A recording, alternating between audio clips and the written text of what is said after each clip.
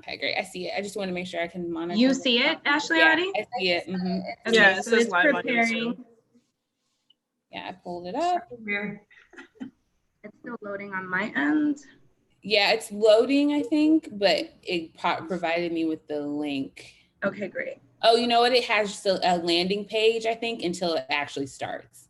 Yeah. I think. Yeah, because it's counting down the minutes. Oh, great. Okay, so now it loaded. It's there now. So I muted myself from, I muted it on my end. Mm-hmm. Just so that I wouldn't have the feedback. And then, so yeah, so I'll let you look at those comments or questions. And then I'll navigate these over here. And I'll give it another 4 minutes and then I think we're good to go. This is my professional microphone in case anyone's wondering what the weird black bird is in the corner. I'm impressed. If I talk into it like this, it's really nice, but we're not going to do that. So fancy. I was like, let me just give them plants. Like, I don't know. Like, this is what's always there. Like, I can't do any better than this. It's the door. Okay, y'all are gonna get my kitchen, and that's it. That's all y'all. Oh my gosh, this is it. Right? Oh my god, so funny. So my mom's texting me about spices she wants, in case anyone's wondering what my mom texts me. Honey, can you send me these spices? Nice. I'm like, Mom, they're out of stock. You don't know. You don't get special treatment. We need to know what Mom likes the most. First of all, it took them at least a year into me having the business for them to really try all of them. And they're like, these are really good. I'm like, oh, wow. You're surprised? Really? What? It's just like, well, that's like I would say the past 6 months, my mom started making my recipes. And I'm really impressed. Oh. And I'm gonna do right. Well, my parents, or my mom especially, she was like, last week I saw her and she was like, wait, you have a website? And I was like, oh my God, me too. Yeah, my mom doesn't even know. Yeah. She's like, I see you on Instagram, but you have a website? And I was like, yeah, totally. Website, full website. I think it was like a year ago I was home. So I'm from New Jersey and I was home in New Jersey in the kitchen I grew up in. My mom turns to me and she goes, are you an influencer? And I was like, what does that mean, Mom? Like, she didn't even really know what it meant, but she was like, are you one of those? Anyway, she asked me for a coffee barbecue. Oh my God. Here's her order. 3 coffee barbecue. Okay. 3 super onion, which I'm like, that's out of stock, Mom. I mean, I have some at my house. So she goes, or 2 of each. We're good on the rest. I adore those 2. That is so cute. The fact that my dad's using them is really the cutest because that's him owning up to the fact that like I can make flavors. You know what I mean? Is anyone else's dad like that? My dad's like that. Definitely hard, please. He's the Italian one, so. Right. Yeah. We're in New Jersey, Diane. Caldwell? Oh, are okay. you? Where are you?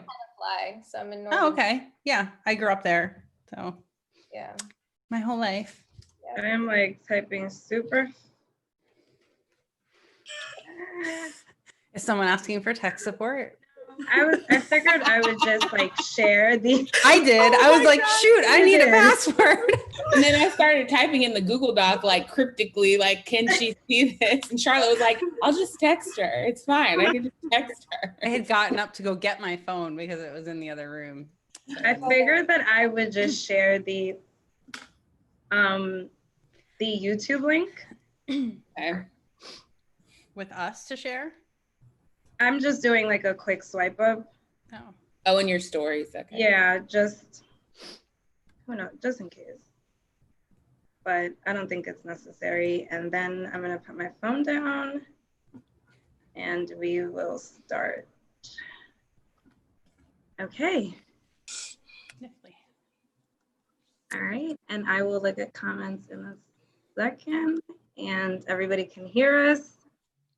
And we're good. So I wanted to start by first welcoming everybody who is joining us here on Zoom, everybody who is joining us on YouTube Live. If you haven't made it to YouTube Live yet and you make your way there, welcome as well. I wanted to set a few disclaimers before we start this conversation. It's a very important conversation, and I want for everybody who is watching in and for even ourselves to remember that nobody that is on this panel is an expert in this topic. We are all coming in with very different perspectives and mostly just personal experiences on the topic and where we are currently when we talk about doing the work. So with that being said, I wanted to start by introducing all of the panelists, myself included. My name is Floritza Gomez. I am the face behind the I Simply Am Flor Instagram page, as well as the I Simply Am Flor website. I have been actively using food as a form of activism for 4 to 5 years now, sharing recipes and trying to make this space that we call wellness and the food blogging world very inclusive. I will allow the rest of my panelists to introduce themselves briefly, and then once everybody is well introduced, we will open up the discussion with our opening question. Okay, I'll start. My name is Charlotte, and I am the blogger behind Confessions of a Clean Foodie. Okay, I'll go next. My name is Alex Snodgrass, and I am the blogger behind The Defined Dish and cookbook author. I am Michelle, and I am the blogger behind Paleo Running Mama and the book Paleo Baking at Home. Oh. I just unmuted you. Hi, there we go. I got you. Hey, y'all. My name is Ashley Carver-Adams. I'm the blogger behind All the Healthy Things. And I'm Diane Sanfilippo, and I'm an author, and those are some of my books there: Practical Paleo, The 21-Day Sugar Detox, Keto Quick Start. And I own a food business, Balanced Bites. So I kind of have two perspectives on this in addition to my white woman perspective. I love that. Welcome, ladies. I think that really sets the tone, and one of the main reasons why we all kind of collectively agreed that this conversation was important was because we were all so diverse. And one of the things that we are trying to amplify is the importance of diversity. So this conversation is hopefully will become a template, a starter, a battery to kind of get the majority of you who may be overwhelmed with these types of conversations comfortable in having them. A lot of us, some of us know each other. We've had conversations often. Some of us is only the second time that we're talking. So hopefully this really kind of allows you to see that these conversations are possible amongst people that you know very well, but also people that you don't know very well. And kind of that, I guess that can segue into our opening question, because these conversations are happening a lot more now. There's tons of headlines about it. They're all over the place. People are actively, again, I will use that terminology that's everywhere, doing the work or trying to figure out ways behind racial equity, talking about racism, talking about how it impacts a lot of the sectors that we're a part of. And I think that one of the questions that I want to start you guys with is why now? It's a very loaded question, and a lot of times, you know, answers can vary depending on where you are in your journey. But I will leave that up to you guys to kind of answer where you are and why now.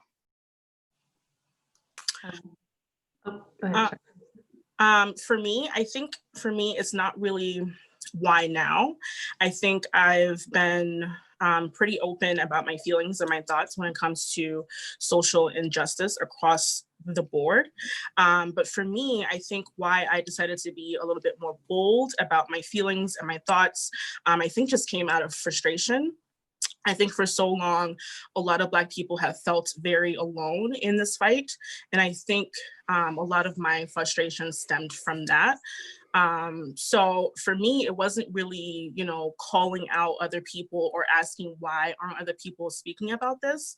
Because I think I've always felt, as a Black woman, I've always felt this responsibility to speak up about these things. So for me, I think just as human beings, it's all of our responsibilities to be able to speak up for one another. So I think my frustration just kind of stemmed from, why is it that only Black people are talking about this? So I think that really played a huge part into why I decided to be a little bit more bold about my thoughts and my feelings. Yeah, I totally agree, Charlotte. I think that now more than ever, I feel empowered to speak about things. And so I think as a Black woman, I have these conversations all the time with people in my immediate circle. Most of the people in my immediate circle are people of color or Black people. And so we're constantly talking about these things. It's not something that we shy away from having conversations about. But I think online, for the most part, I have felt very alone in the feelings that I've had about racial injustice or injustice, period.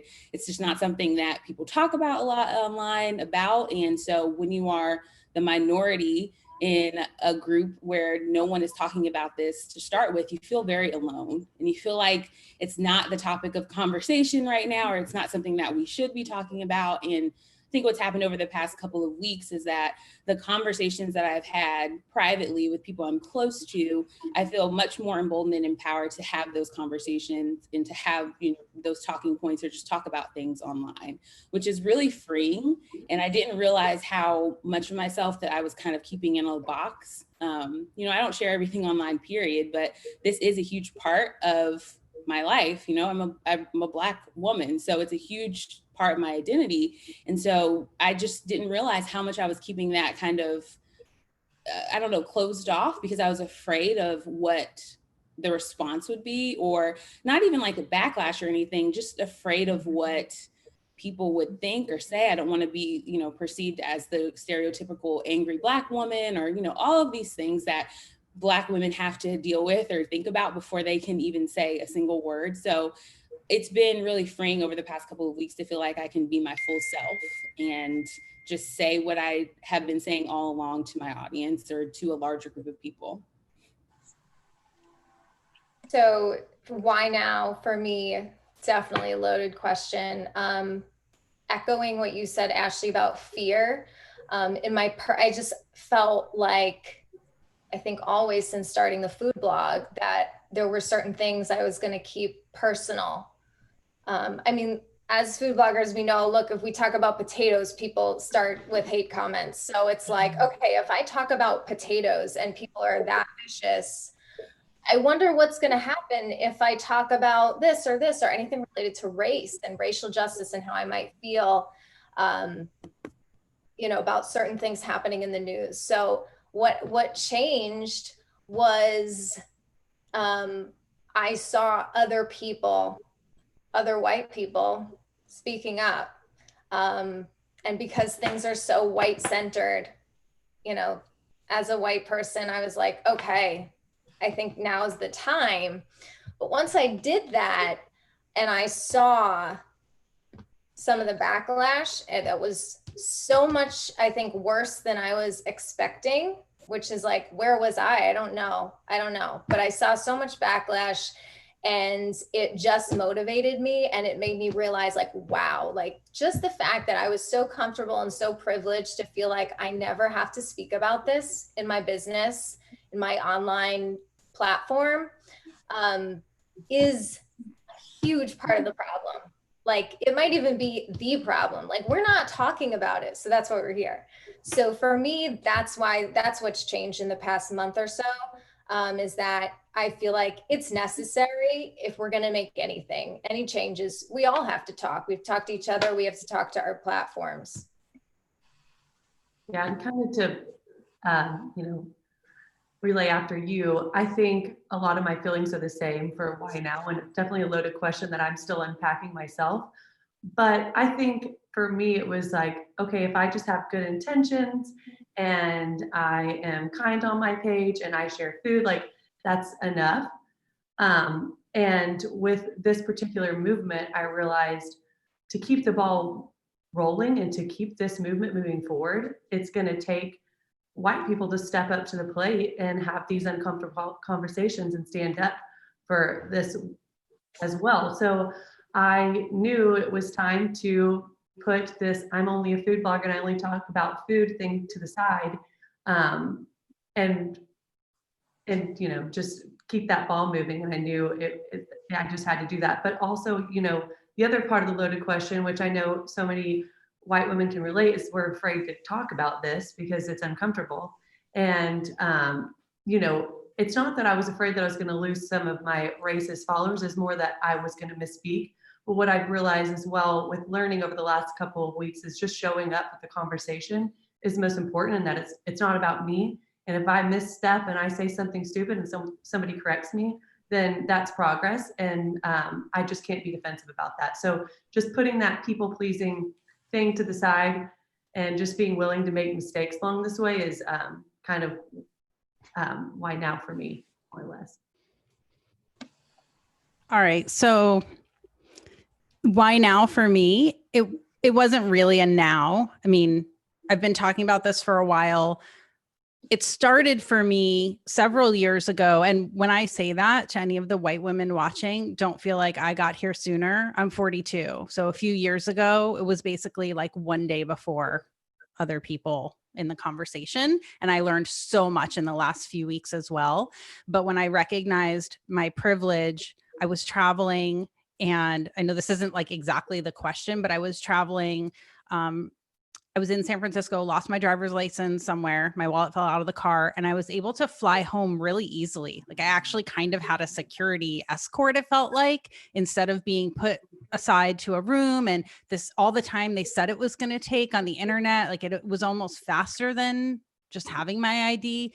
And I was just smacked in the face with the fact that that is not everyone's experience. It would not be everyone's experience. And it really started flooding me with all of the times and places and spaces in my life when I was living an experience that other people have not been, having worked retail my whole life, understanding the conversations that go on in retail stores, like just horribly systemic, everything just in the system, to buying a home, you know, applying for schools, being given an apartment without a credit check because my last name was Italian.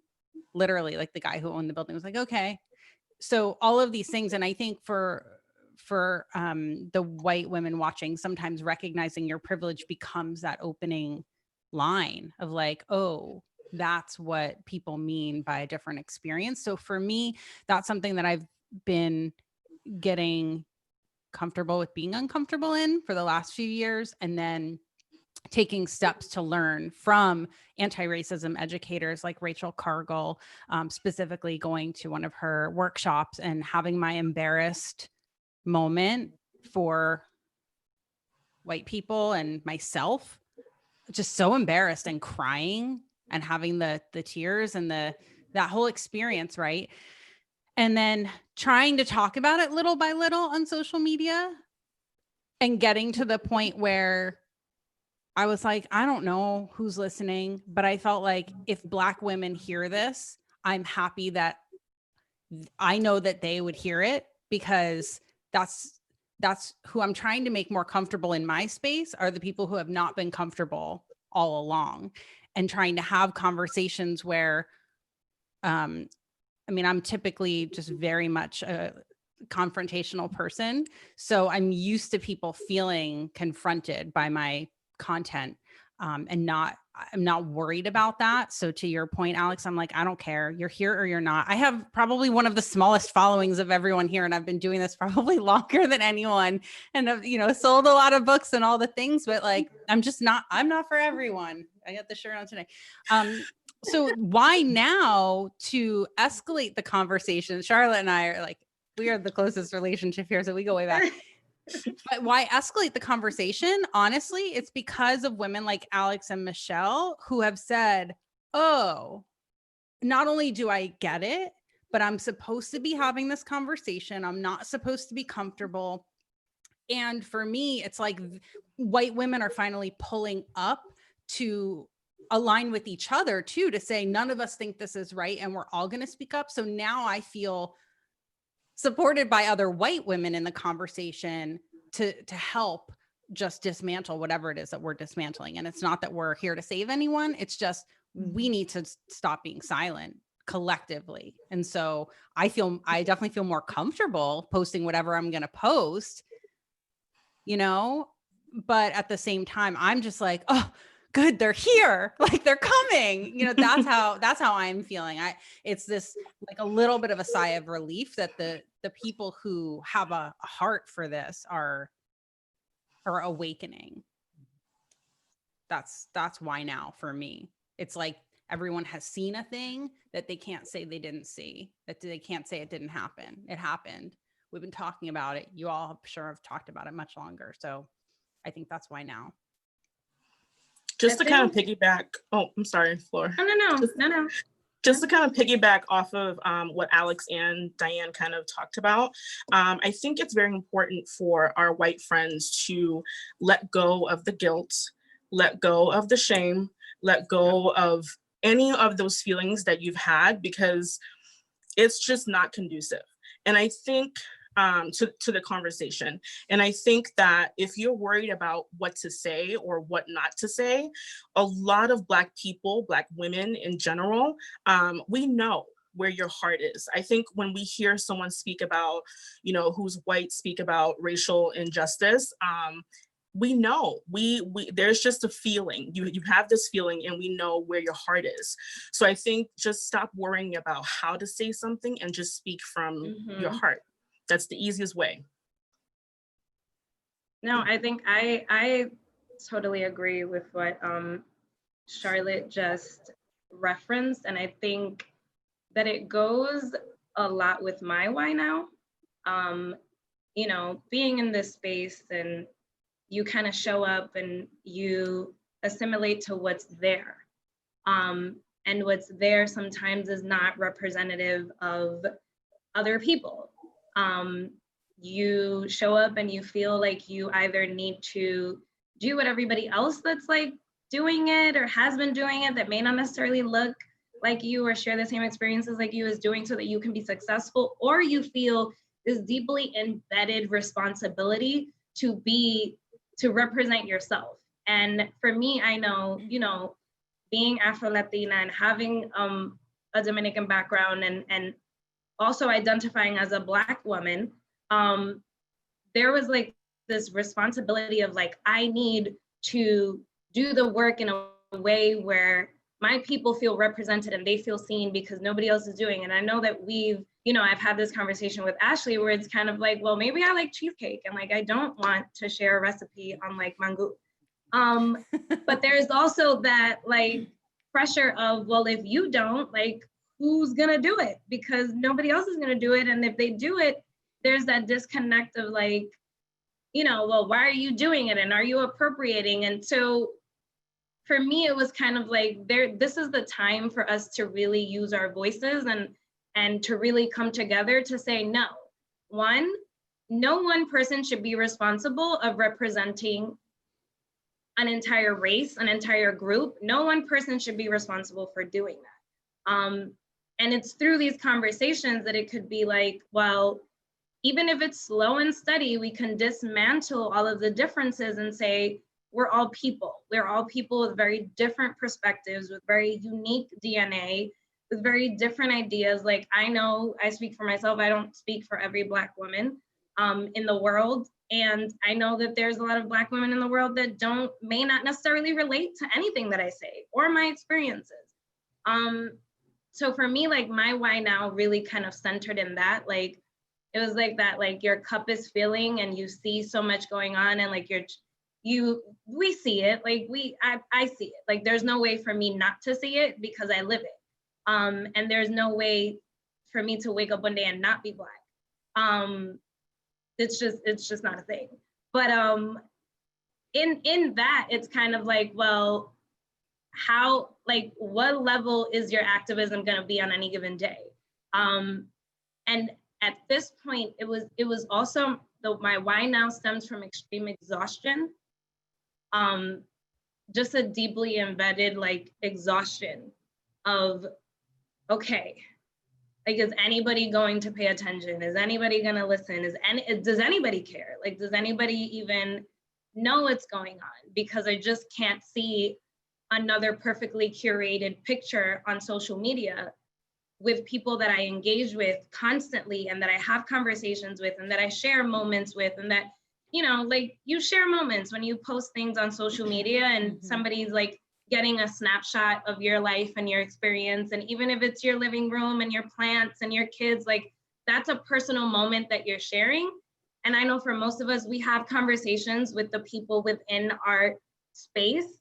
And I just felt like, if I need to continue to have conversations with people that are very excited about my plant babies and are very excited about these recipes and want to come for all these things, but don't want to be very excited when, you know, people that look like me are being killed, when people that look like me are unjustly attacked, and kind of isolated, then there has to be more. And I think that for me, that why now was very like, no, you know, enough is enough. I think that I want to segue because, you know, we think about this space and we think about a lot of bias that's in this space. Is there any bias in this space? Have you guys experienced it? Do you have any? Have you had, like, you know, have you had any? Has it really kind of set the tone on not only how you have navigated your presence within this space that we're in, but also the relationships that you've been able to build or not build?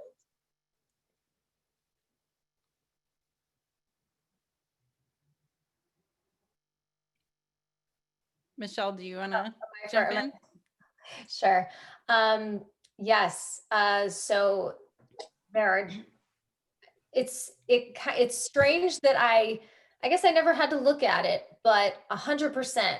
I looked at my people I was following, the food bloggers I was following, and like, I don't know, 99% of them were white.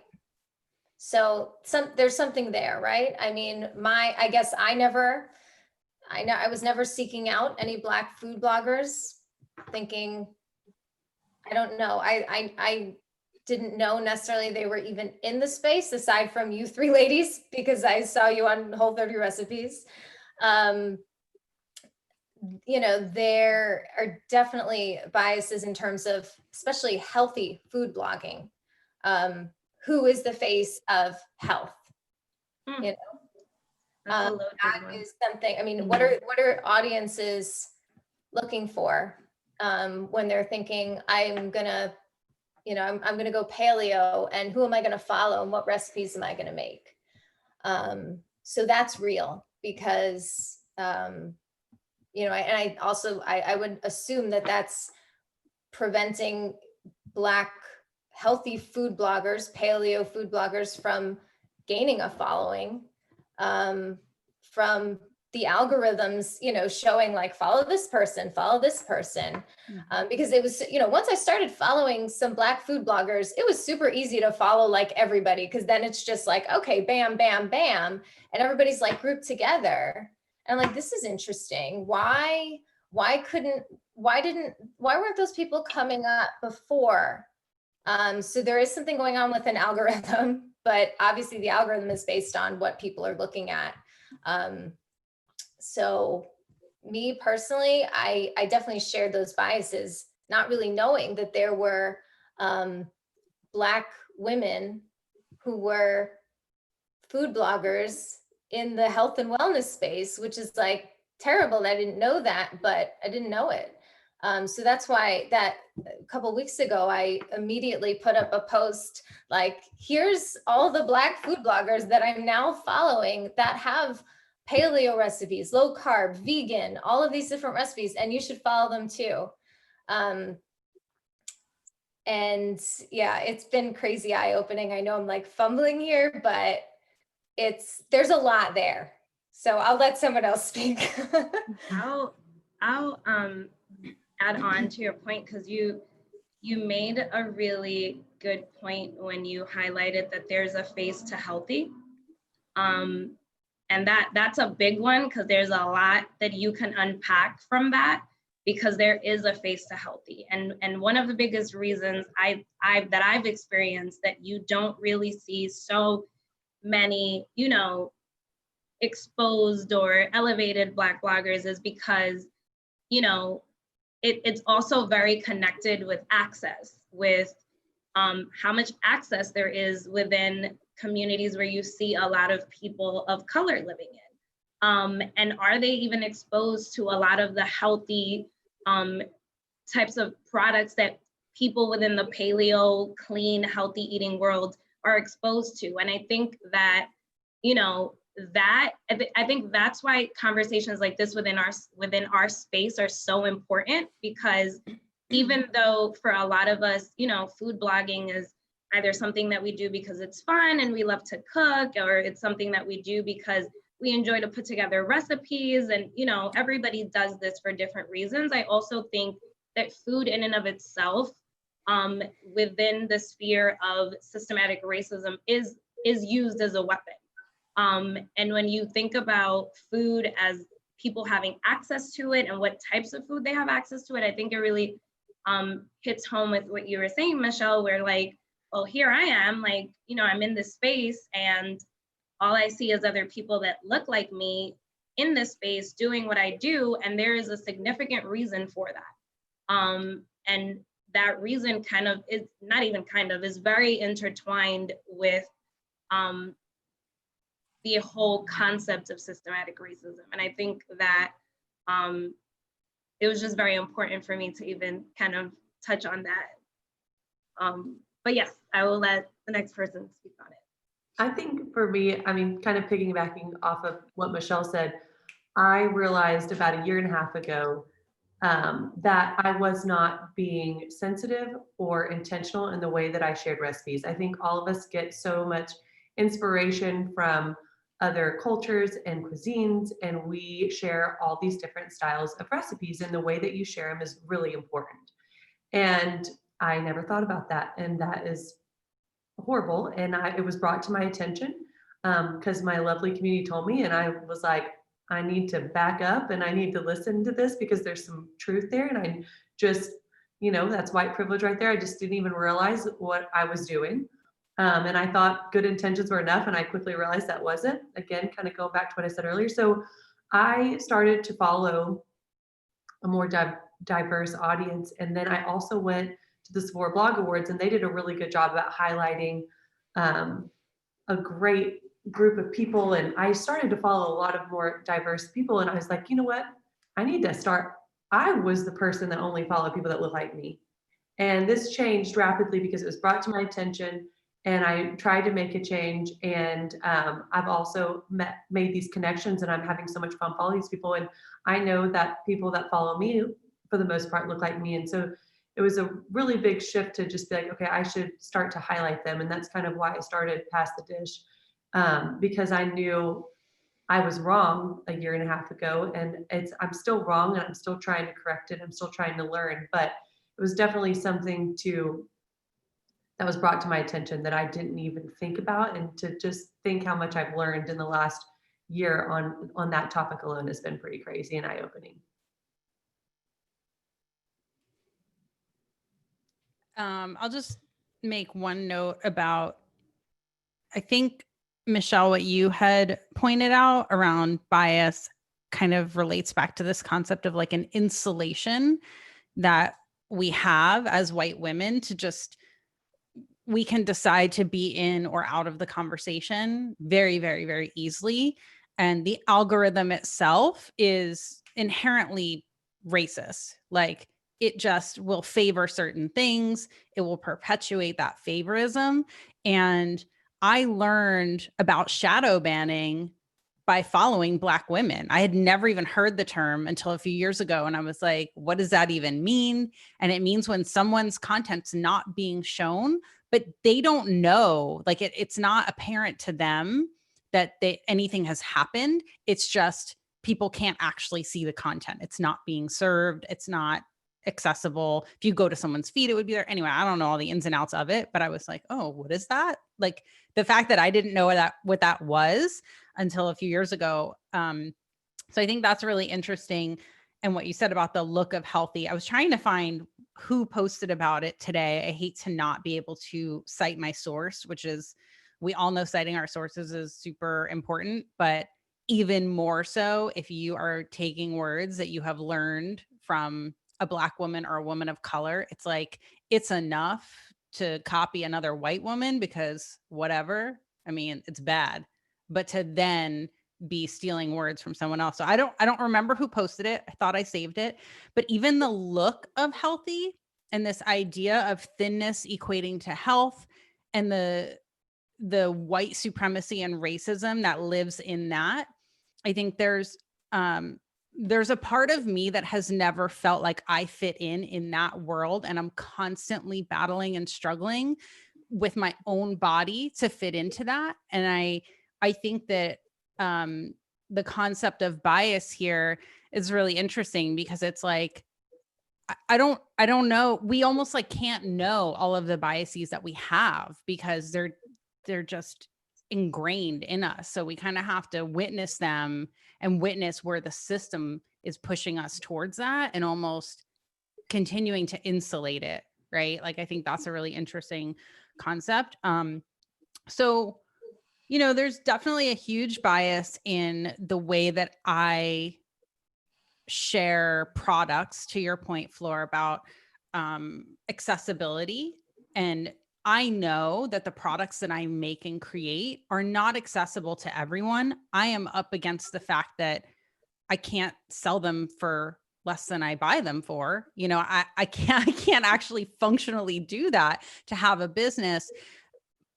But being able to have this view where we understand that accessibility is part of this conversation and finding ways to, if we can't make one thing accessible and free, right? Like Alex, Michelle, you guys released books recently. I know Charlotte, you have one coming out. Like, you can't just give the book away, right? So that's not going to be free and accessible for everyone, but we can all continue to find ways to, we always do, create free content, make it accessible, help people find it, et cetera.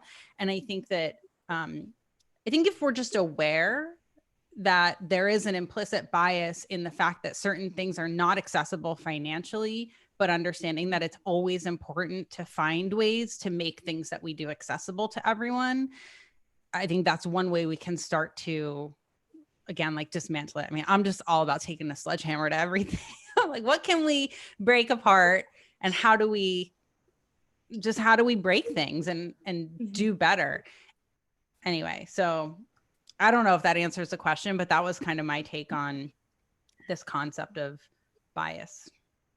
No, I definitely think that it does answer the question. And I love that part that you mentioned about, you know, if we can't actually make one thing free and accessible, well, figuring out other things that we can make accessible, maybe not free, but maybe at a different rate, or, you know, accessibility just Right. kind of varies amongst groups, but definitely, I think it's that mindfulness and understanding, like Diane said, like just knowing that it is systematically created this way for a reason, and how can you get around it, even though, regardless of the fact, like, it's just a fact, like a lot of us that are starting brands or are doing things, like we also need to create product and we need to be able to make revenue off of the products that we create. But, you know, having that mindfulness is what kind of opens the door to getting creative and saying, well, how can I help? At least by understanding that there is an access issue. And I think that that leads well into our next question. And even if it didn't, I'm gonna insert it and make it lead well. When we have these conversations with people, when we have these conversations with brands, when we have these conversations within diverse groups, do you guys feel like we should be holding brands, people accountable? Have you been actively holding brands and people accountable? I know that some of you here come from a different perspective, and I would definitely love to hear that. But I'll leave you with that question, and then we can kind of get started. I think just the question of holding brands accountable. I think for me, I've always kind of had that mindset. I think everything now just kind of heightened that. And there are, like, even right now, there are brands that I'm currently working with that I am disappointed in. And I've, reached out to them and voiced my opinion. So I think for me, though, I've always sort of, like, whenever you get approached by a brand, I can't speak for everybody, but I think we all do our research. We all do our little, like, just to make sure the brand is, up to par or for your audience or you and your values. But I think for me, it's always a little extra step just to make sure, what I'm bringing to my audience, it does align with everything that I believe in, that I'm fighting for. And I think just this past month, I have been very disappointed in a lot of the stuff when it comes to brands, particularly. So I think just finding my voice and being able to speak up to them is a huge, huge thing, because I think a lot of us worry about opportunity, especially when you are a Black blogger. You're worried about, is this going to hinder me if I speak up? So I think that's always in the back of my mind, but, we have to. Yeah. I totally agree with Charlotte, everything she said. And also now in this climate, it is very on trend to be Black. So it's very sketchy. It's very, yeah, like it's very who would have thought that? We're trending. Right now. Whereas before it might not have been. So, over the past couple of weeks, I have gotten more brand pitch emails than I have ever received in my entire career of blogging ever. And part of that is that because my platform has grown, and I acknowledge that, but a large part of that too, and not even a large part, in addition to that, is because I'm a Black woman. And brands that have historically done a terrible job of inclusivity and representation are now recognizing that, one, maybe they are having like the internal check of, wow, we're waking up, we're realizing we did a terrible job here. Also, if they are not acknowledging that, it makes them look bad. So it's a dual responsibility there of, we have some type of moral code, but also if we don't get our act together, we're going to get called out and we need to handle that. So it's a PR response and a moral thing. And I don't think you can kind of cut them apart unless you can see that the brand was historically doing the work that they're doing now previously, before all of this has happened. So one of the things that I'm trying to do as brands reach out is to hold them accountable in their language. It's been really disheartening to see brands that I have pitched to before, or who have had conversations with me before, reach back out to me and kind of like act like nothing has happened. They're just not acknowledging the fact that now all of a sudden they're interested in working with me, whether that is because of a growth in a platform or because they realize that they've done a terrible job at representation. I think it's really important for brands to be honest with themselves. Like, let's talk about the elephant in the room. I see it, you see it. Don't reach out to me and act like nothing has happened. Be honest. The conversations that I've had with brands I really appreciate are the ones that have come to me and they've said, look, we've done a really bad job of this. We recognize this. We are sorry. We want to make a difference. And the only way we can, make a difference in this way outside of doing the work on our own is to hopefully highlight people of color and to change the way we work with, influencers and bloggers. And so when they come to me with that information, I'm like, you know what, y'all get it. I understand. Like, you have to make a change, and you're doing that work of reaching out to me and reaching out to other people. And I am on board with that, but don't act like nothing happened. You know what I mean? So that's been kind of hard for me to get a lot of emails from people that I've dreamed of working with who are just kind of like, yeah, like, I just want to work with you, all nonchalantly. And I'm like, I know, I see through that. Like, I see through that messaging, and it goes a long way to acknowledge it. Another thing too is I'm asking, like, who else is on this campaign? Like, what are you doing behind the scenes and up front that, maybe your audience can see, but also behind, like, the commitments that you're making as a brand? Like, what are y'all doing? I want to know. And if you haven't said a single word about anything that's happened over the past 3 weeks, but you're reaching out to me, why? Like, what what is that about? Because that seems kind of weird. You do know that I am a Black woman, like that I'm going to ask these questions, that I want to have answers to these questions that make sense and that are not just a lot of crap. Like, I want to see what y'all are doing. So for me, it's a lot of conversations via email and phone call of just being honest with people about what I need. And also, you know, just a slight aside, if brands are going to reach out to Black content creators and bloggers, y'all need to pay us. Like, there's a lot of conversation recently about how there is a gap in between, you know, what white influencers or bloggers are paid versus what Black bloggers and content creators are paid. And a lot of times our work is just as good, if not better, than the work of, you know, our fellow white people in the niche. So why is it that, you know, we're not being paid the same amount? And those are conversations that I'm having too. I'm, you know, being very transparent and honest about the worth that I bring to the table, and I'm demanding more because I know that I'm worth it. And I also know that I'm needed. So it's a lot that goes into that. It's not something that's going to happen overnight, but I would encourage white influencers to have some of the same conversations. It is not my responsibility only to be asking brands, what are y'all doing? It's really the responsibility of white bloggers, influencers, people in this space to say, okay, you guys want to work with me, but what are y'all doing? Who else is on this campaign? Is there only one person of color on this campaign? Because that's not enough. Like, figure out what's happening behind the scenes as well, and hold those brands accountable in your own right, your own strength, because Black people can't do it all on their own. You know what I mean? Like, we've been trying to do that. It hasn't worked. It's working now because it's trendy, but I think that for the movement to continue, it's really going to have to be the responsibility of white bloggers to be like, okay, full stop. What is this looking like from a higher level view? I know I'm a part of this, but who else is? What else is happening here? I totally agree with everything that you just said. And what Charlotte said, I know that you said as a Black woman, you almost feel you're intimidated to stand up to these brands. And it just reminds me again of my white privilege, that I can stand up to these brands and say, hey, who are you working with, and not even think twice about it. And I hate that. And so I've realized through this last couple of weeks, one of the main things that I can do is to stand up for brands. That's one of the easiest and first things that I can do as a blogger and influencer, to say, hey, who are you working with?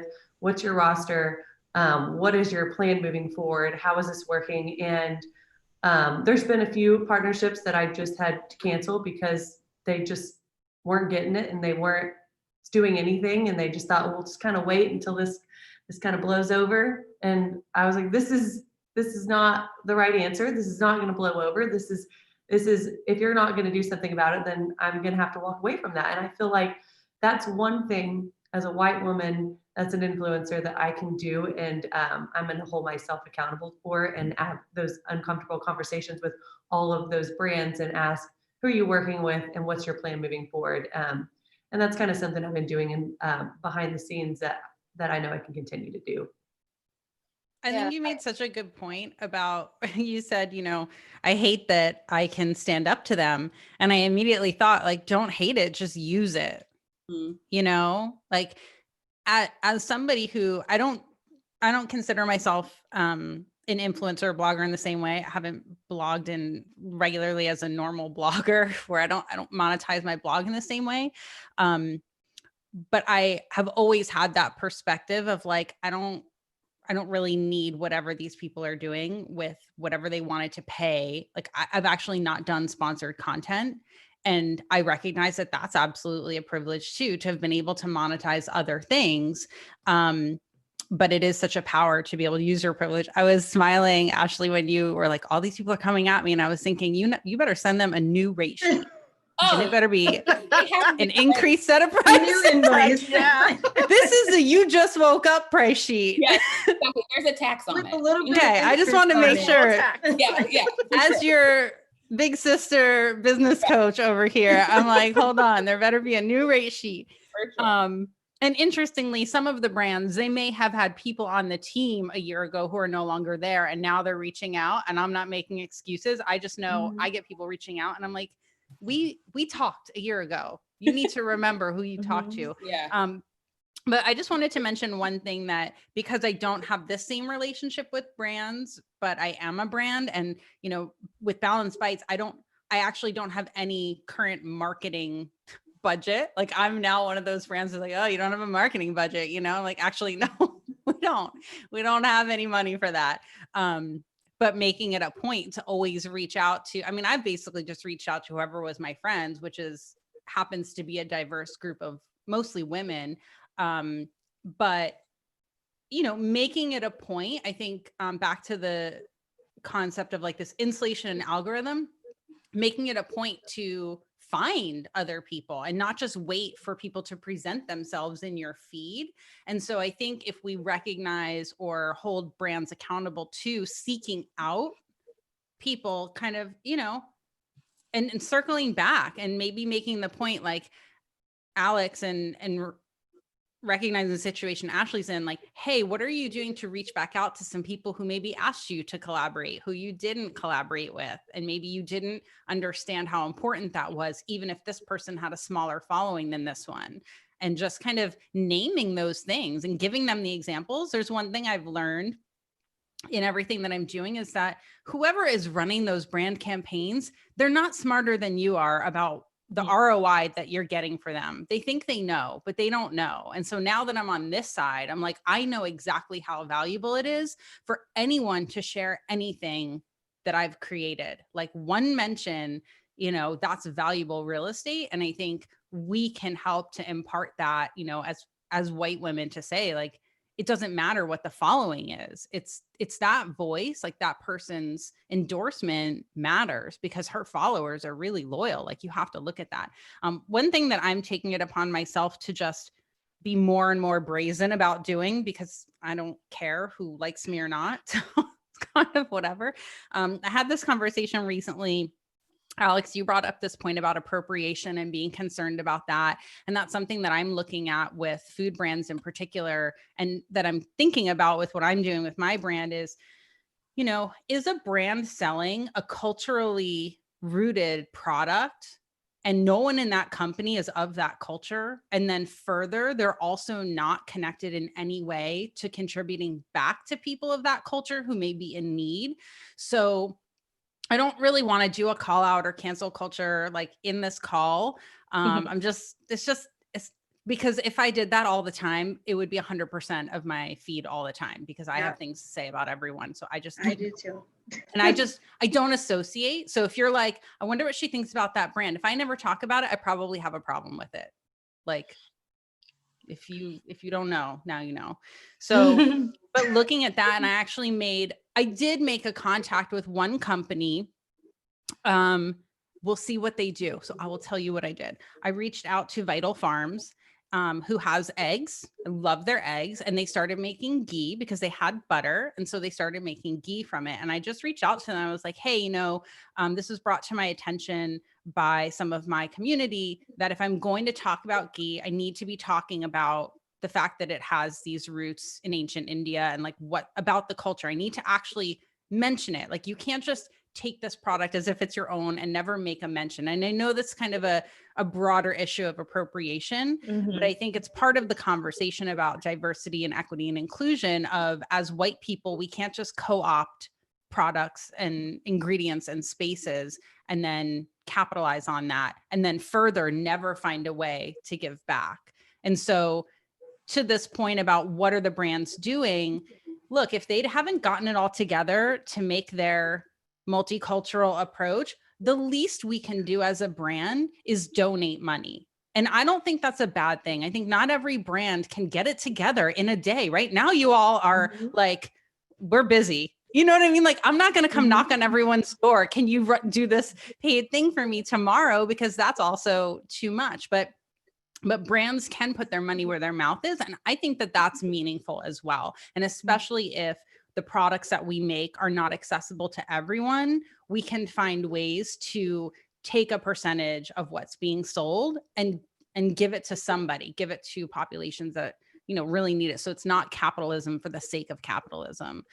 So anyway, I think there's just like multifaceted ways that we can hold brands accountable directly and also watch what they're doing. And not everybody is going to be Ben and Jerry's, who is like the holy grail of doing all the things. I mean, they're so badass, but I think we can identify all of those different ways and give a little bit of grace and space for them to be taking action, because I know that I'm still working on a blog post to kind of share, for example, of like, here's what my plan is within my business. And I just have this like tiny little business.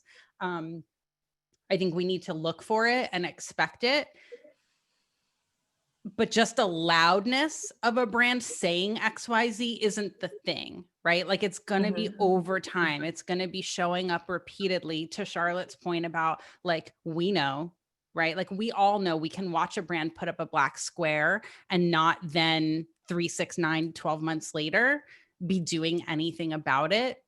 And so I think we have to give a little bit of time to see how this is all going to play out, right? Because the real work takes time and implementation of it is a serious endeavor. Right. Yeah, like one thing, one note, just a quick note.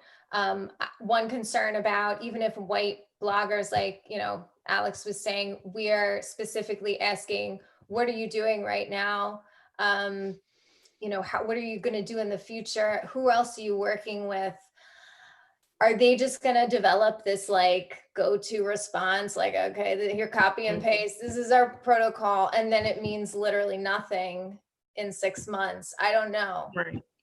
That's a concern of mine. So even if we are like holding them accountable, there has to be different ways to hold brands accountable, rather than just like when they contact you, ask them for their spiel, which that's what it's going to become, is like this thing that they pull out and show you. But what is that? How are we going to see really behind the scenes what's going on, and how are you going to know who you're really working with? And so, like Diane said, there has to be multiple ways, right?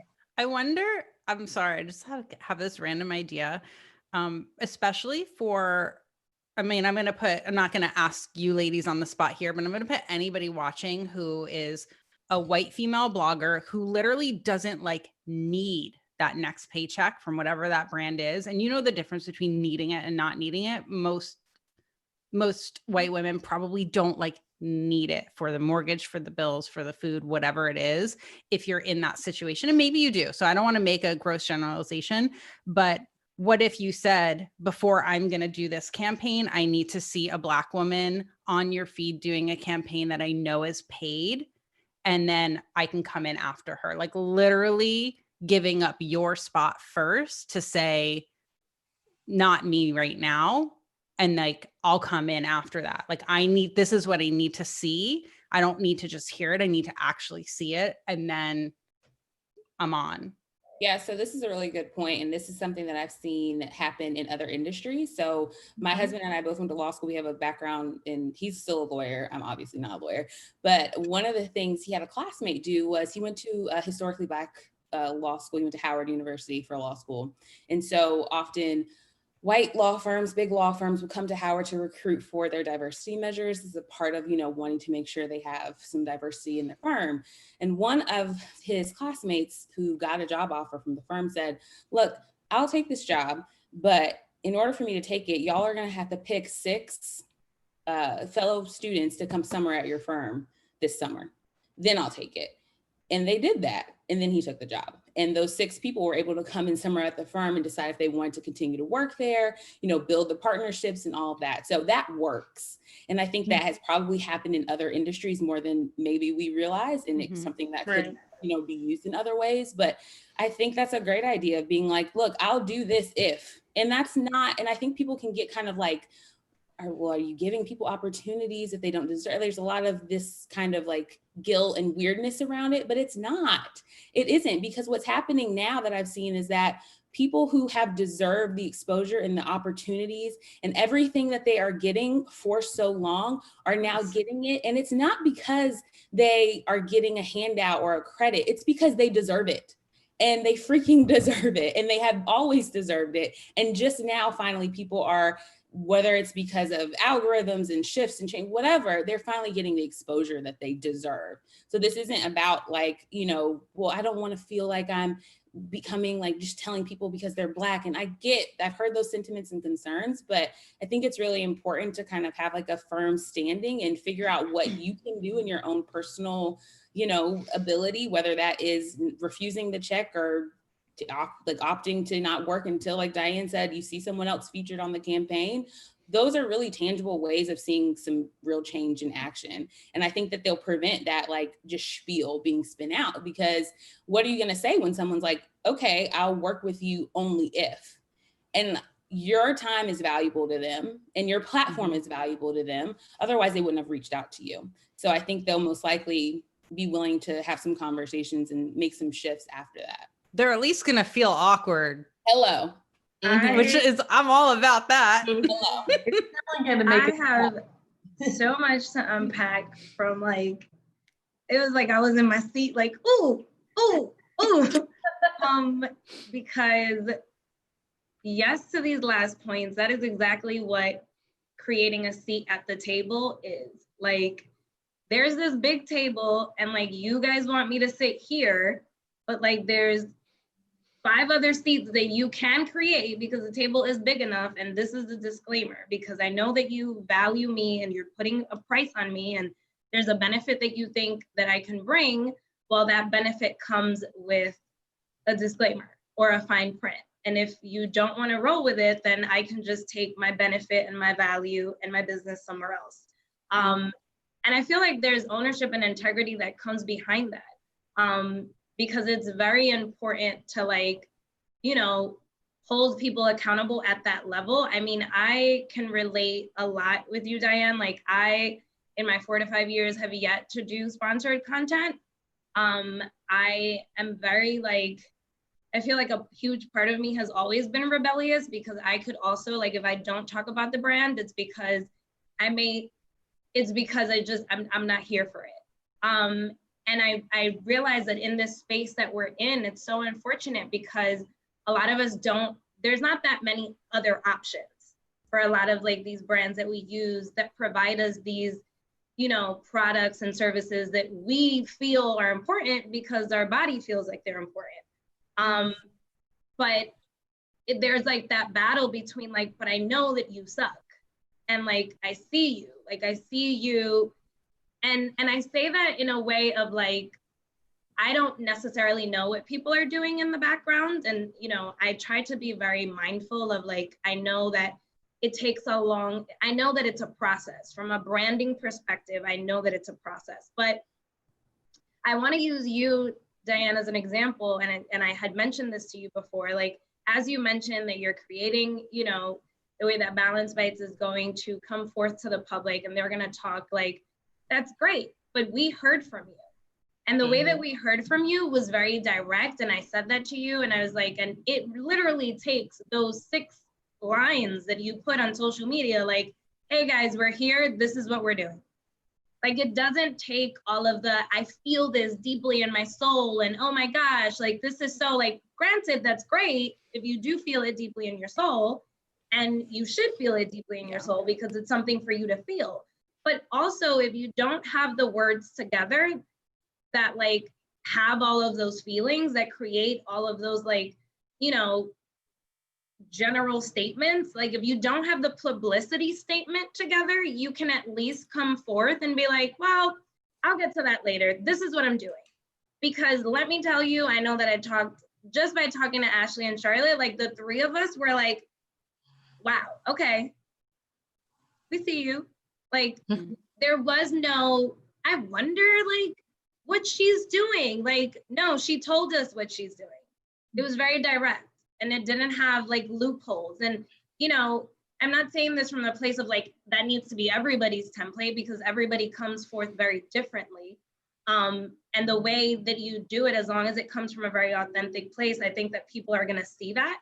But for brands in particular, I think it's like, it's not that difficult. Like if you are able to do it as a small brand that's up and coming, that still has small brand struggles and is still kind of like, you know what, we're still getting all of these smaller, bigger pieces together, but like, this is what we're doing, because this is what we think that we can sacrifice. And For some people, that may be a big sacrifice. For some people, that may be a small sacrifice. It may just be a one-day thing that you can do, and that's fine.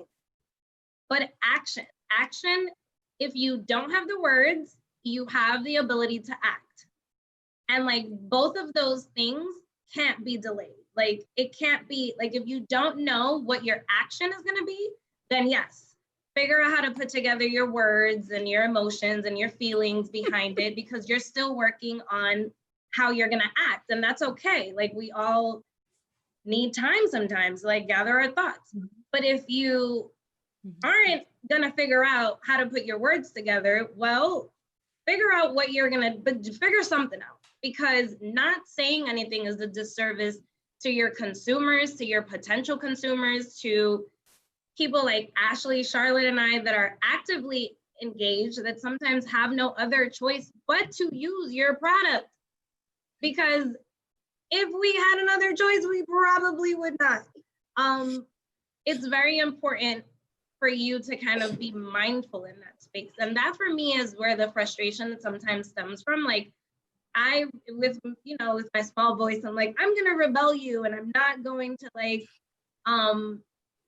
actively work nor actively promote. Like I, said hello to like the slew of new followers that came on my page and was like, if I don't talk about a brand, it's because I'm like, if I talk about it, it's because I know them and I use it, and I'm very solid with where they stand and where they are in this whole moral spectrum.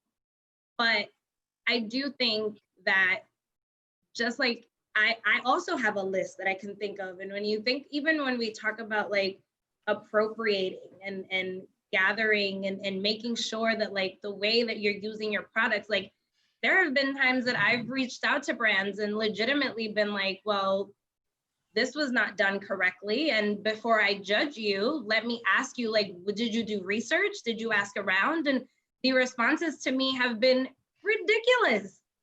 And I've been like, oh, so you just took it upon yourself to recreate this recipe incorrectly at that. Post it on a platform for others to see and get really enthused about, but cared little about the cultural importance behind it, the meaning behind it. Like I know I was on Whole30 Recipes, and I, as a Dominican woman, posted how to make those plantain and beef pockets that I make. And like, there's a lot of intention that goes behind that. There's a lot of like culture and like traditions that go behind making it. And even for somebody that knows that, there was like that, you're not doing it correctly. Like there's a reason why we use plantain leaves. There's a reason why it's time consuming, because it creates community and family affiliations. And I say all that to say that like, there's so much more to food than it just being like, we're putting it out there. And I think that a lot of times, and I know for me in this space, I just see so much like disinterest in doing the background work, the little bit of research and Googling. Like, if you don't want to reach out to like somebody in the space that's aware, like you can Google, like, and you will probably find. And I feel like it's so blatantly sometimes even disrespectful to a point. Like you couldn't even Google it. You know what I mean? Like, okay, you don't have to reach out to anybody, but like Mother Google is there. I say all that to say, as we move to another, and I think it kind of goes with a little bit of what we touched on a bit. When we talk about food blogging, we talk about this space. Do you guys think that food blogging or creating recipes, or even being in this space period and having access the way that we do, is there privilege behind that? Absolutely. I think just even with this whole coronavirus thing, I think I'm more aware now of how privileged of a life, or at least blessed of a life that I live, because just not even, my life is not very different from quarantine, So just being someone who doesn't have to go out and have to go to work. And I know a lot of people in our community have essential jobs. That's why we're more likely to be exposed to this virus. So just even within the last few months, I've realized just how blessed I am to be able to say that I do this for a job.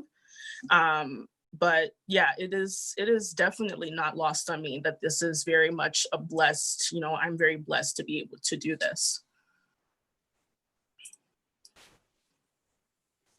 Yeah, I just echo everything Charlotte said. I feel like I just do that every time. But yeah, I think that it's a privilege to be able to, this space in and of itself is very privileged space. Like to get a business up off the ground, or to, not have a full-time job where you're making a steady income and try to be a blogger where you're dependent upon ad revenue or sponsored content. That is very wishy-washy in the beginning as far as consistency, and then there does reach a point where it is consistent, so maybe you feel like you can make different decisions. But there are people who may have just depended upon their spouse or whatever while they are getting something off the ground. And I've even done that. Like the last year when I quit my full-time job, I was fortunate to be able to have my husband, we were living off of his income. So it's not lost on me that this is a very privileged career to be in a space. I think that sometimes people hear that and they think that that negates the hard work. Like they're not mutually exclusive. Like, it doesn't mean that you're not working hard or you're not putting in the effort, but not everyone has that same setup and situation where they can just leave a job and blog full time, because it's not something that happens rapidly or overnight. It takes years of hard work. And so, I think that's something to be mindful of, especially when we talk about diversity and inclusion. I think there's this hesitancy because people are like, well, there's, no Black bloggers doing it full time, so I can't, ask them to do this, or they can't be a part of that. And that's just BS, guys. Like you shouldn't have to, have some perfectly curated career in the blogging sphere to be able to be a part of a lot of the initiatives and the things that are happening in the space. And I think that's just something that needs to change, like the look of a blogger. We've kind of talked about that in the beginning, but if someone is doing this as a side hustle while they work a full-time job, that doesn't make their work any less legitimate. So I think including people who look up all different, like their work life looks different than everyone else, that doesn't mean that you can't include them as part of like sponsored content or having them being featured on a site or whatever it may be. I think that we kind of have to get away from this notion that the only way to blog correctly is if you're doing it full time and you have a full-time career with it, because I don't think that's true. And sometimes people don't want to be full-time food bloggers or to be full-time whatever. Sometimes people want to do this on the side and then work at their job where they're doing something else that's very important to them. I think we just prioritize people that are doing it in a certain way. Like you kind of said in the beginning, Floor, like we are trying to all assimilate into this way of doing it. And it's like, who said that that's the holy grail? Says all the time she's not a food blogger or like a blogger, she's not blogging consistently, but who says that what she's doing obviously has a brand? Like who said that you had to have this perfect little setup in order for you to be a good blogger? So I think that's just another conversation and something to keep in the forefront, especially when we're even talking to brands. Like I think a lot of pushback can be where like they don't have this feed that looks like yours, or their career doesn't look like. Who cares? Are they connecting with their audience? Is their audience engaged? Are they putting out quality content that's valuable and helpful? Does their audience are they meeting a need? Like are they bridging a gap? If they're doing that, then they deserve to be at the table and doing whatever other people are doing. You know what I mean? So, I have a lot of thoughts about that, but I'll stop there. But I feel like even when we're talking about like talking to brands and stuff, it can't just be the one token Black girl or the one token Black person that's going to get the opportunities. Because there are a lot of Black bloggers who are just waiting for an opportunity. They're waiting for exposure. It's not like that, our content isn't as good, but if you don't have exposure, you can't do anything. So it can't just be that one token, here's that Black girl, but here she is, it can't just be that one person. It has to be very, very colorful. And when I say colorful, that's like within our mindset, within everything that we're doing. It can't just be that one person that you see on every single brand, it has to be very diverse. And also, I'll say too that in order for, if a person does have the desire to be a full-time blogger, say for instance, that is their goal, how do you think that they're going to get to that goal? If brands are only picking that one person all the time, like Charlotte said, how do you think that the other bloggers of color, Black bloggers, are going to get to the place where they can do it full time? It's not going to happen by a lack of sponsorships or exposure. They're never going to get there. Yeah. No matter how hard they work, if people are not putting their eyeballs on their content. So it's really, I totally agree. It's just so important to think bigger. There's more than just like 2 of us out here, 3. Like, there's a lot of people. And for the people watching, sorry, I just want to give them a note. The people watching, if you are like followers of the bloggers that you're seeing here, like their photos, comment on their photos, visit their blogs. Like, you can contribute to making their business better and stronger by engaging with their content in all these places. And that is something everyone watching this can actively do to contribute to this equity that we're talking about. Because yes, it's the brand, like myself as a brand, the kind of people that pitch me for sponsored stuff for Balanced Bites, it's like these fake influencers who are not like actual bloggers. They just, I mean, we don't have time. Like Ashley and I feel like you were about to start talking about this, but but I will look at the comments and I'm like, this is 50 other influencers who just decided they're going to be an influencer. It's not real engagement from a random person with like them and their kid as their avatar or whatever, like I want to see all of you watching. I want to see your comments on someone's feed that you're a real person who's interested in what they're talking about. So that's really important. And, I think a lot of bloggers talk about engagement and people think it's like, oh, I don't have to leave a comment. Leave a comment, write something. Tell us what you think about that thing that they're sharing or how much it helped you. And that's something free. You're already looking at it. You can do that. It's free. And that's how you can help people. I was like, I get mad. I'm like, leave a comment. Stop scrolling by. Make a deposit. We have, like, as food blogging is now, it's totally a privilege to be able to do it. I mean, time, resources, hello. I'm spending extra money on food. Obviously, people are doing that to create these, look, it's not everybody can do it. And to Ashley's point, for the food bloggers that are doing it part-time because they have full-time jobs, because they can't post 3 recipes a week, they can post 1 new recipe a month. We need to include those food bloggers too. And like Diane was saying, like, share their stuff. They post, if they're not posting a full recipe, they're posting what they ate for lunch, share that, like visibility. That's something that we all can do as white bloggers, as just people, as just an audience, following people, engage with their content, press the share button. This looks great, super simple, no commentary necessary, but that's how we can start to include some of the people that really, they can't make it, or they're not going to make it into a full-time job. But they still want to be included in the space, and we want to have them included. And so we all have to share and comment and like, and that's how you start shifting the algorithm. Yeah, I think it's, and I think I'll say this before we open it up to, I think I saw 2 or 1 question.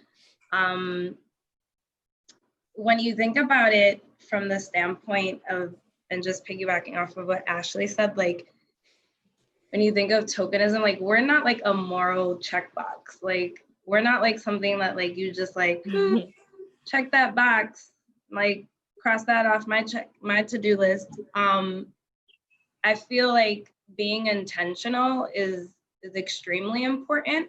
And I know you and I, Alex, have talked about this like in our own time, and even when you've come to me and like shared your hesitations and I've shared with you, it's always that notion of like empathy shouldn't be rehearsed.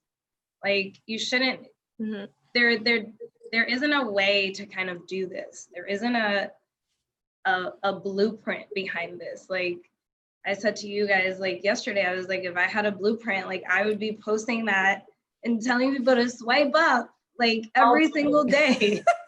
Like I would be posting it outside in the street everywhere so that people could have access to it and we wouldn't need to have these conversations. Because although these conversations are great, like we shouldn't even need to be having them to begin with.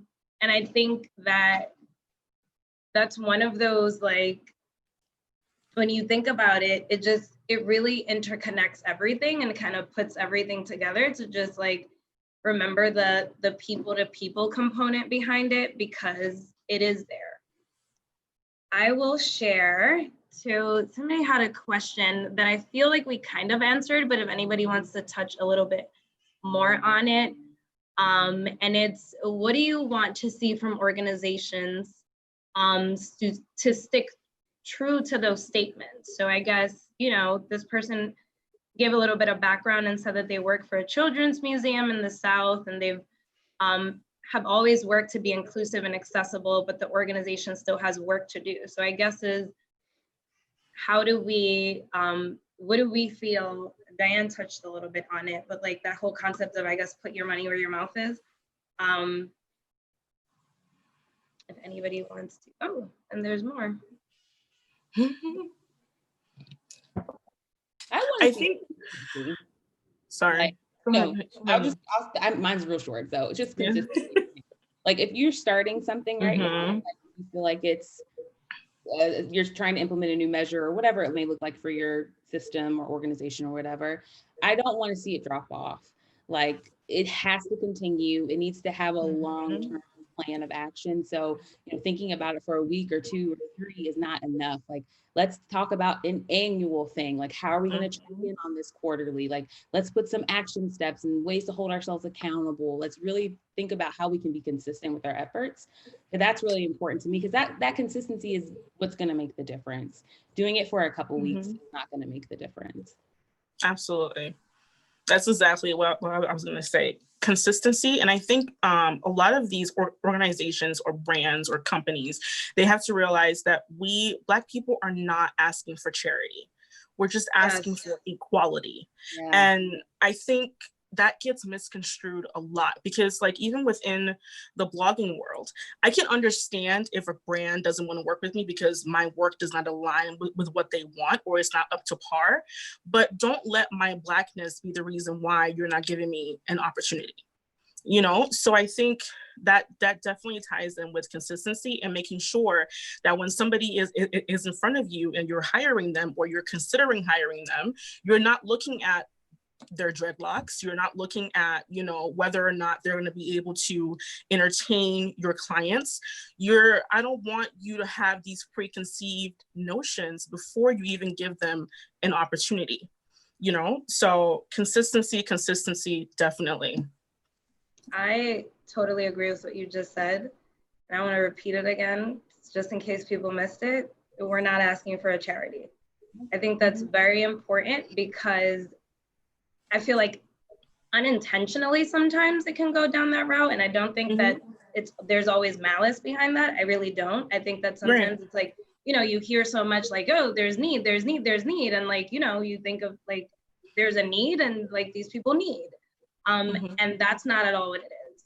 I think that a lot of us, like we have voices and they're strong and they're loud and they're fierce, and, you know, we're not scared, and, you know, we're not like damsels, and this isn't like a rescue and survivor thing. This is one of those instances where we're asking for is, unfortunately, it does not matter how loud we are, and it doesn't matter how fierce we are and how not scared we are. There's a disconnect, and what we're saying is that only you can fix that disconnect, because the people that create that disconnect are people that speak your language and speak, you know, and are very and share more similarities with you than we do. And I think I wanted to like reiterate that, especially because I've seen it in so many different conversations that I've had, that it can very much cross that line of like, oh, you know, how can I help you, with this like sadness undertone behind it. And, you know,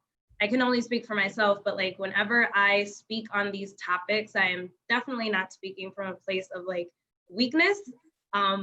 I consider myself to be very strong, a very strong Black woman. I just speak from a place of, this is a problem and this is how we can fix it. And this is how we would like for you to actively participate in fixing it. Mm-hmm. The next question was,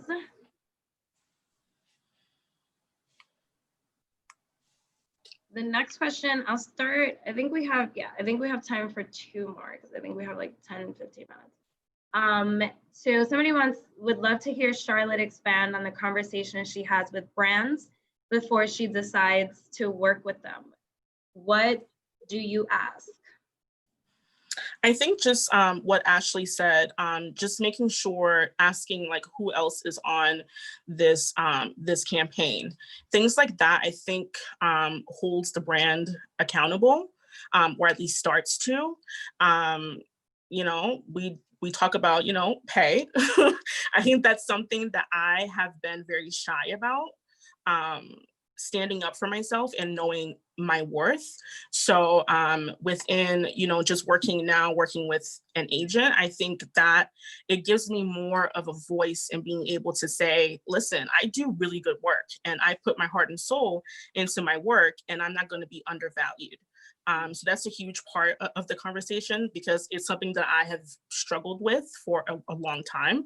And just, you know, just being sure that they align with my values. And I'm not just going to work with a brand because they're paying me a certain amount of money. It has to be, you know, do you align with everything that I believe in? Will you bring something to the table when it comes to my audience? So yeah. I love that. And I think we can close with this question. We spoke about the seat at the table. Can you share more about your experience when someone else invited you to the table? So I've had a negative and a positive experience with this. Sometimes I think I can't remember who said it, but, and I want to like be able to have a source like Diane said as well, but the sentiment was like, you know, having a seat at the table implies that you own it. And I think that is very true. And it's like, who said that you own this table? Who said, did you build it? Like, who said that you were the one in charge here? Who said that you were the gatekeeper of my success or my ability to be here? And so from that standpoint, sometimes it can feel like people are inviting you into a space that they still want complete and total ownership of. They just want you to be present. They don't want your voice. They don't want your opinions. They don't want your feedback. They just want your color. And they just want you to sit there and take whatever they have to say. And you just, you know, kind of hop on and align with it. That's not who I am naturally as a person in general. So that like literally never works for me. But when that happens, it can make you feel like you're an outsider. So you're suddenly at this table where often you're the only person that looks like you. You're representing, you know, your race, and that's like tokenism, but like you're there, and not only do people have you there, but they don't actually want your opinion. So from that standpoint, it can be a traumatic experience where you look back and you're like, nobody actually wanted to hear anything I had to say. And that can feel disheartening and frustrating and just bring up a range of negative emotions. And I think that we probably all have experienced something like that. On the flip side of that, there have been times when people have been genuine and they recognize that not only is their table all like very homogenous, they're not there to just kind of invite you to pull up a seat. They want to break the table down and, you know, let's start from scratch and build a new one. And I think that is when I have a positive experience, when people are like, we're going to ask you to come here, but we're not asking you to come and be silent, to align with everything that we're doing and just to keep going along with the flow. We want you here because we need and want your perspective. We want your ideas. We want your input and your feedback, not from a standpoint of only talking about, you know, race and equality either. I have a lot more to say about food and cooking, and my only platform is not to talk about like race. That's not, you know, I'm not an anti-racism expert either. Like we talked about that in the beginning. There are people who've devoted their life's work to this, that I have not devoted my life's work to this. And that's on purpose because that is not my life's work, you know? And so I have a lot more to say about a lot of different issues. And I think it's important for people to realize that I'm not a one-trick pony, you know what I mean? Like I have a lot more to say about a lot of different things. And so when people realize those different things, it can be a really good experience because then you end up creating something entirely new. And it can be like this just great blend of feedback and ideas and voices and collaboration that ends up being very fruitful. But the flip side of that can be really negative. So I think it's important to have those things in mind. I always like to say that I want you to invite me to the table for the same reason that you invite the other white person that you invited to the table. And like, if you didn't invite that other white person to the table because they were white, like you invited them because, like Ashley said, like they had something to offer, like something that you found valuable that like was going to be good within the conversation and the dialogue that you're having at that table or whatever it is that you're putting out, then that's the same reason that I want to be invited to the table. Because otherwise, if you're inviting me solely because it goes back to me saying like, we're not like a moral, like we're not like that checkbox that you get to fill. And if it's just to fill a quota or to like create a space because you want to like fill out your end of your year report and like imply that you're diverse, or then that's not why I want to be at that table. And I, you know, I've definitely experienced that where it's like, you know, here we're gonna bring her to the table, and like when you invite me to a table, I'm gonna talk because I have opinions about a lot of things. Like I'm gonna talk and I'm going to talk a lot. Yeah. And I'm gonna talk sometimes and you're gonna want me to stop talking because at a certain point you're gonna realize, oh, well, maybe this wasn't what we were intending to. So like if you're going to invite me to the table, you have to also be aware that, you know, I'm not just a seat keeper. Like I'm not a seat filler. Like I'm not somebody whose presence will not be known. And I think that, you know, I've gone into many situations where I have been given a seat at the table just for that, to fill a spot. And then when I open my mouth, it's like, wait, no, we're not going down that rabbit hole. And it's like, well, why not? And I think that, you know, it's like Ashley said, like, I know that a lot of us come into these dialogues and these conversations because we have to,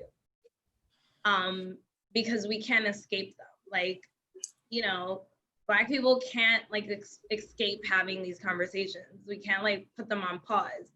Although a lot of times we wish we could, it's just, it's not a thing that we get to do so easily. And I think that with saying that, it doesn't necessarily mean that we come to these spaces with like that eagerness to want to talk about these topics or to be the face or to be like, you know, the Wikipedia of Instagram or to like, you know, because, and I don't know about you guys, but like the amount of questions that I get, I'm like Google. It's, you know, and sometimes I'm like, and for the most part, I'm like, I am so like, if it's people that I engage with all the time and like we have an open conversation, like I'm always happy to talk and always happy to like talk about this. But then there's like the people that you're like, like, I don't even, sometimes I'm like, I don't even know the answer to the question that you're asking me. But like now you're pressuring me to like know this answer. But that is so huge because I think everybody expects like a Black person to know like every single facet of Black history. And I mean, I'm Blacker than Black, but I don't know everything. And I'm not this history book, you know? So I feel like I go off of my experiences and the things that I've gone through. So I feel like when people ask me like all these questions, I'm like, yeah, I don't know what you're talking about, you know? But I think it's expected that we were supposed to know all of these things. But then I also think that that's what hinders people from coming into the conversation. I know I've had conversations with some of my white followers, and it's always, I don't know what to say, or I don't know like exactly how to say this. And again, like, we don't have to all know everything. We don't all know everything, but these conversations, just talking to each other, that opens up a lot, you know? And again, I'm not some history buff. I don't know all of Martin Luther King's speeches and all of that, but I do feel like I have a place at that table to be able to talk about these things. So everyone should feel comfortable. It's going to be uncomfortable, obviously, but you should feel like you have a voice to be able to, you know, add to this conversation. I love that. And I think that that is a really good spot for us to close. I want to, again, thank you guys, because I think that this conversation exceeded any idea that I thought that it was going to be like. I knew that it was going to be good. I knew that it was going to be productive. I knew that if anything, at least it was going to be very honest. And that's one of the most important things that I was hoping for, was just for us to talk. Like, we don't need to say the same things, and it doesn't need to sound similar, but I really hope that this encourages other people to just really talk about these things. We all find ourselves in a very different space within this conversation, but to be able to sit here for well over an hour and a half and just have a full-blown conversation about it says a lot. And it really shows that you can do it. If you are just really, like Alex said, if you just literally if you just show up, you can do it.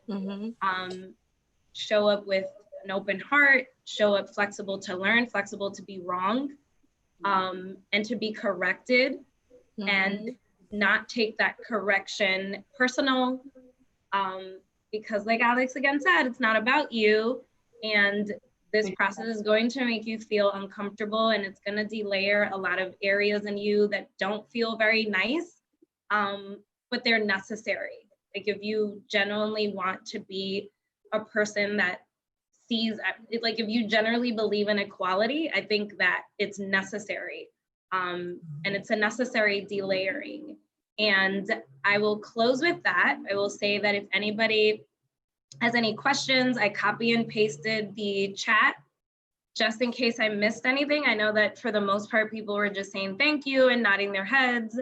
I saw all of the Q&A questions, the ones that I missed. Again, I've copy and pasted those as well, just for us to have if anybody wants to touch on them in their own spaces. And I will leave you guys with a warm goodbye.